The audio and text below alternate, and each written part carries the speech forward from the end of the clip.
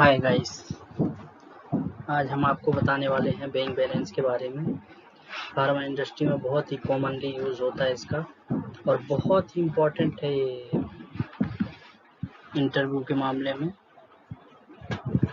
तो ध्यान से देखिएगा। Operation, cleaning, verification, calibration and maintenance of electronic balance के बारे में आपको बताने जा रहे हैं। सबसे मोस्ट इम्पॉर्टेंट है इसका कैलिब्रेशन, वो अपन आगे पढ़ेंगे। सबसे पहले हम इसके जनरल प्रिकॉशंस के बारे में जान लेते हैं, क्या क्या प्रिकॉशंस रखनी होती हैं हमको बैंक बैलेंस यूज़ करने में। तो सबसे पहले इसको एक लेवल पोजीशन पे रखना होता है, लेवल पोजीशन पे रखा होना चाहिए, नहीं तो डिस्टरबेंस होता है बैलेंस में। और हमको इंश्योर करना होता है कि जो इसका स्प्लिट लेवल है वो लेवलिंग पोजीशन पे है या नहीं है तो उसको एडजस्ट करना होता है। और सबसे मेन चीज़ है कि हम दिन में बैलेंस को चालू करने से पहले 5 मिनट उसको मतलब उसको यूज़ करने के पहले उसको 5 मिनट तक स्टेबलाइज करना होता है। चालू करने के बाद और यूज़ करने के पहले 5 मिनट स्टेबलाइज करना होता है, देन इसके बाद यूज़ करना होता है। After each weighing ensure balance is set to 0, हर एक बेइंग के बाद उसको 0 पर सेट करना है। कैलिब्रेशन रेंज और ऑपरेटिंग रेंज सेम होनी चाहिए और उसको एंटी वाइब्रेशन पैड पे हमको रखना है। इंश्योर करना है कि बैलेंस वेरिफिकेशन होना चाहिए हर दिन। कोई भी एक्टिविटी दिन में करने के सबसे पहले हमको उसको वेइंग करना बहुत ज़रूरी है, वेरिफिकेशन करना बहुत ज़रूरी है। Do not drop the weight on the balance pan because it can damage. Balance pan पे कोई भी वेट हमको गिराना नहीं है, नहीं तो उससे डैमेज हो सकता है बैलेंस और वेरिएशंस आ सकते हैं और हमको जो रिजल्ट चाहिए वो रिजल्ट नहीं मिलेंगे। हमेशा हैंड ग्लव्स पहन के रखना है। Do not put the wait material beyond the capacity, उसके कैपेसिटी से ज़्यादा उस पर कोई भी वेट या मटेरियल नहीं रखना है। The standard weight should be used for calibration should be calibrated by outside agency, जो हम स्टैंडर्ड वेट यूज़ कर रहे हैं वो आउटसाइड एजेंसी से कैलिब्रेटेड होना चाहिए। Ensure that only 10% handle the weighing balance, weighing balance जो हैंडल कर रहा है वो पर्सन ट्रेंड होना चाहिए। ऐसा तो नहीं कि नए बंदे को हमने ले लिया और उसने कुछ भी कर दिया, तो ये इन चीज़ों का ध्यान रखना है। इसके बाद गाइस हम आपको बैंक बैलेंस की ऑपरेटिंग रेंज के बारे में बताने जा रहे हैं। ध्यान से देखिएगा। तो इसमें 2 प्रकार के बैलेंस होते हैं जो फार्मास्यूटिकल इंडस्ट्री में यूज होते हैं। हम मेन चीज़ फार्मास्यूटिकल इंडस्ट्री की बात कर रहे हैं, वहाँ पे बैंक बैलेंस की बहुत ही इम्पोर्टेंस है। तो सबसे पहले हम आपको बता रहे हैं एनालिटिकल बैलेंस के बारे में। एनालिटिकल बैलेंस की जो ऑपरेटिंग रेंज होती है वो लगभग not less than of least count into 20। जो मिनिमम ऑपरेटिंग रेंज होती है वो लीस्ट काउंट इंटू 20 होती है और जो मैक्सिमम होती है वो not more than 80% of balance capacity. Balance capacity की 80% से ज़्यादा वेइंग या उसमें कैलिब्रेशन के लिए यूज़ नहीं करना है। Calibration range should cover operating, ये सेम मैंने बता चुका हूँ। देन अपन इलेक्ट्रॉनिक बैलेंस के बारे में पढ़ते हैं। इलेक्ट्रॉनिक बैलेंस का जो ऑपरेटिंग रेंज होता है उसमें मिनिमम ऑपरेटिंग रेंज जो होता है वो होता है not less than of least count into 1000 for critical balance. इसमें भी 2 प्रकार के बैलेंस होते हैं, क्रिटिकल बैलेंस और दूसरा होता है नॉन क्रिटिकल बैलेंस। तो हम क्रिटिकल बैलेंस की बात करें तो उसमें मिनिमम ऑपरेटिंग रेंज होती है not less than of least count into 1000 और जो नॉन क्रिटिकल बैलेंस होता है उसके लिए होता है not less than of least count into 200 और मैक्सिमम ऑपरेटिंग रेंज जो होती है वो सेम होती है। जैसे एनालिटिकल बैलेंस में था वैसे इसमें है not more than 80% of balance capacity. इसके बाद हम ऑपरेशन के बारे में बात करेंगे। तो ऑपरेशन ध्यान से देखिएगा, ऑपरेशन कैसे करते हैं। तो ऑपरेशन करने के लिए हमको सबसे पहले इंश्योर करना है कि इलेक्ट्रॉनिक बैलेंस है उसके आसपास का जो एरिया सराउंडिंग एरिया है वो क्लीन होना चाहिए। हमको इंश्योर करना है कि कैलिब्रेशन स्टेटस उसका ओके है या नहीं है, स्पिरिट लेवल सही है कि नहीं है, स्पिरिट लेवल सेंटर में है या नहीं है, और switch on the main supply power supply in few minutes till display shows 00। हमको जो बिंग बैलेंस है उसको स्टार्ट करते हैं तो उसके बाद हम उसको वेट करते हैं कि वो 00 जब तक शो ना करने लगे तब तक हमको उसको यूज़ नहीं करना है। फिर वेट करना है कि 5 मिनट तक उसको स्टेबलाइज होने के लिए।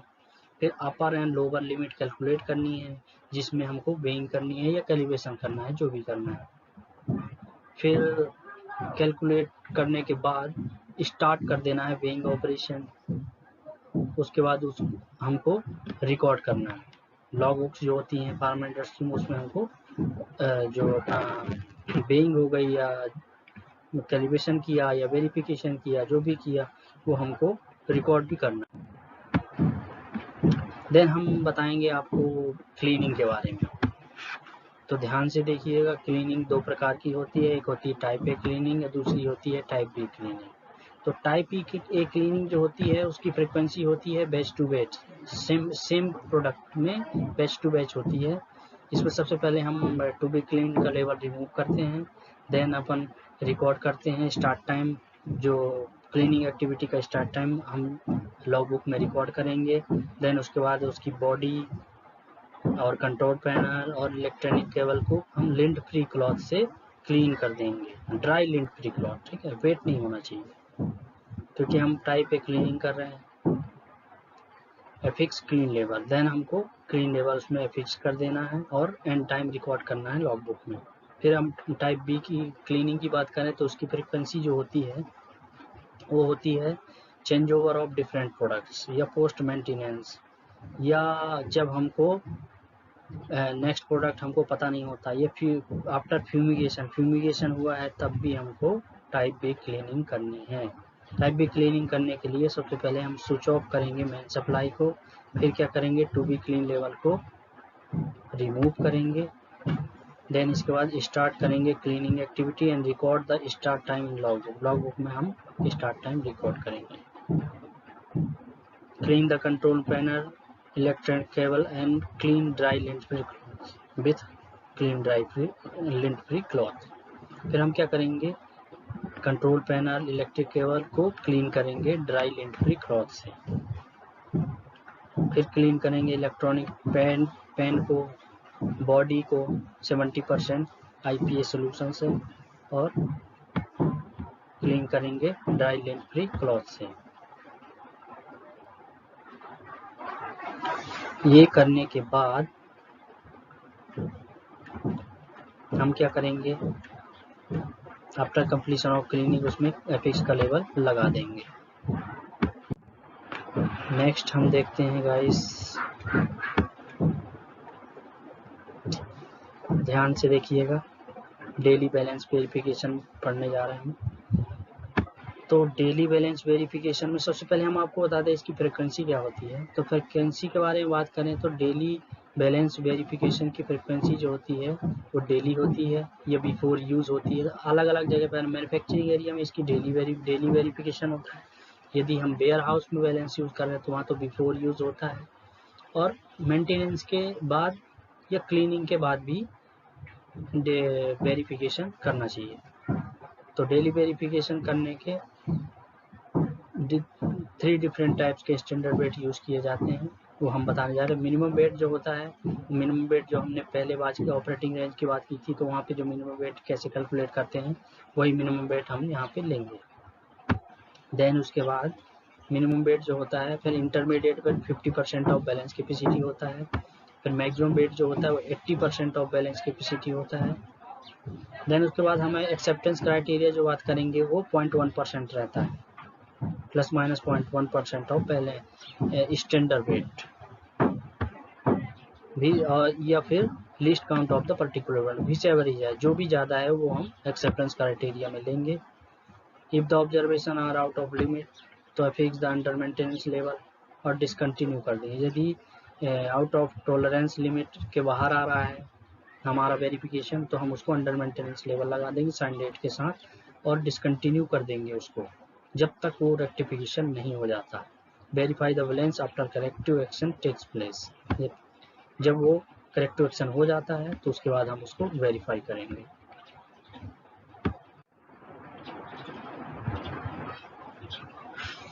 नेक्स्ट हम देखते हैं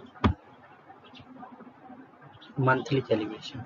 वेरिफिकेशन तो हमने देख लिया डेली होता है, अब ये देख रहे हैं हम मंथली कैलिब्रेशन कैसे होता है, जो मंथ में एक बार किया जाता है। ये 4 प्रकार से कैलिब्रेशन किया जाता है जो आपको सामने स्क्रीन में दिखाई दे रहा है। Linearity, eccentricity, repeatability and precision. सबसे पहले हम लीनियरिटी देखते हैं। लीनियरिटी में सबसे पहले हम बैलेंस को स्विच ऑन करेंगे, पावर सप्लाई, फिर एडजस्ट करेंगे 0 और 5 मिनट तक के लिए स्टेबलाइज करेंगे और स्पिरिट लेवल उसका चेक करेंगे। यदि एडजस्ट नहीं तो उसको एडजस्ट करेंगे। उसके बाद हम कैलिब्रेशन जो हम करते हैं उसमें मेन 5 टाइप के अपन क्या लेते हैं, स्टैंडर्ड वेट लेते हैं जो इस प्रकार होते हैं 20% of balance capacity, 40% of balance capacity और 50, 60, 80% ऑफ बैलेंस कैपेसिटी। ये 1 बाई 1 हम वेट पुट करते हैं बैलेंस के ऊपर और ऑब्जर्वेशन रिकॉर्ड करते हैं लॉग बुक्स में। एक्सेप्टेंस क्राइटेरिया वही रहेगा 0.1% या least count of particular balance, बीस एवरेज हायर, जो भी ज़्यादा है। नेक्स्ट हम बात करेंगे एसेंट्रिसिटी की। तो एसेंट्रिसिटी में जो है इसमें 5 टाइप से होता है। एक स्टैंडर्ड वेट्स होता है, इसमें वो स्टैंडर्ड वेट जो हम सिलेक्ट करते हैं वो बैलेंस की कैपेसिटी के हिसाब से सिलेक्ट किया जाता है। आगे टेबल में हम बताएंगे कि कैसे इसे सिलेक्ट किया जाता है, लेकिन सबसे पहले हम यहाँ पे देख लेते हैं कि किस प्रकार से एसेंट्रिसिटी टेस्ट किया जाता है। एसेंट्रिसिटी टेस्ट करने के लिए सबसे पहले हम उसको लेफ्ट बैक कॉर्नर पे रखेंगे, फिर राइट बैक कॉर्नर पे रखेंगे, फिर राइट फ्रंट कॉर्नर पे रखेंगे, फिर लेफ्ट फ्रंट कॉर्नर पे, फिर सेंटर पे रखेंगे। 5 जगह पे हम स्टैंडर्ड वेट को रख के देखेंगे और हमारा एक्सेप्टेंस क्राइटेरिया वही रहेगा सेम। देन उसके बाद देखिए हम आपको यहाँ पे दिखाते हैं कि किस प्रकार से एसेंट्रिसिटी टेस्ट किया जाता है और एसेंट्रिसिटी टेस्ट के लिए किस प्रकार से वेट सिलेक्ट किए जाते हैं। तो इस प्रकार है।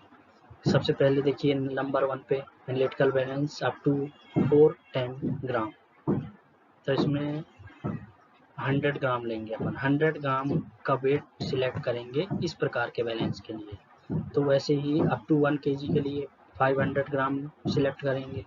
इस प्रकार से 6 तक आप देख सकते हैं कैसे हम सिलेक्ट करते हैं। इसी प्रकार अलग अलग कंपनीज का अलग अलग होता है, ये मैंने कॉमन बताया आपको। देन हम दिखा रहे हैं कि एसेंट्रिसिटी टेस्ट में कैसे कॉर्नर पे हम रखते हैं। तो ये देखिए फ्रंट कॉर्नर ये हो गया, चारों कॉर्नर हमारे हो गए और ये सेंटर हो गया। इस प्रकार से भी 2 प्रकार से बैलेंस हो सकते हैं और इस प्रकार से हम कॉर्नर पे सेंटर पे रख के अपन एसेंट्रिसिटी टेस्ट कर सकते हैं।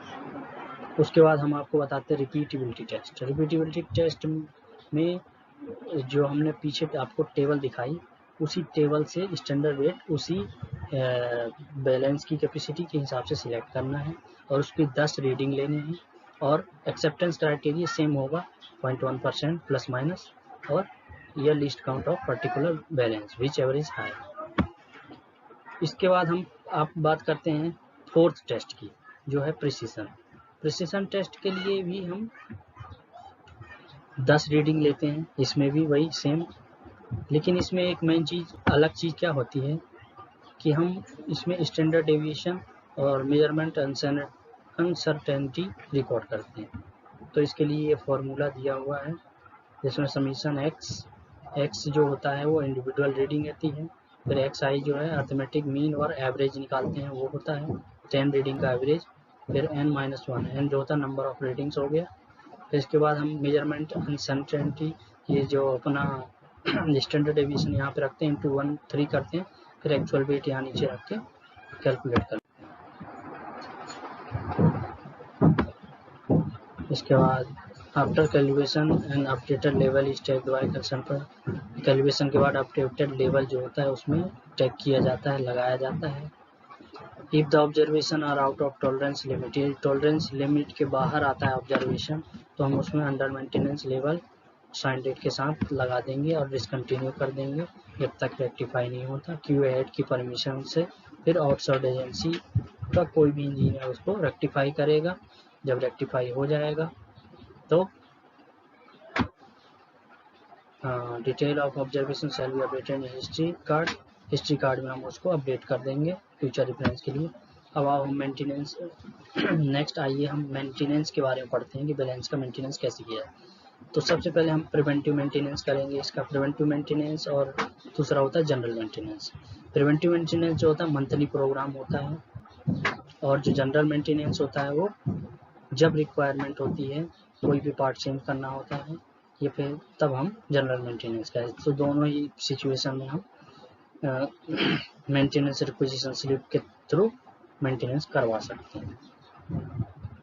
Thank you guys, thank you for watching.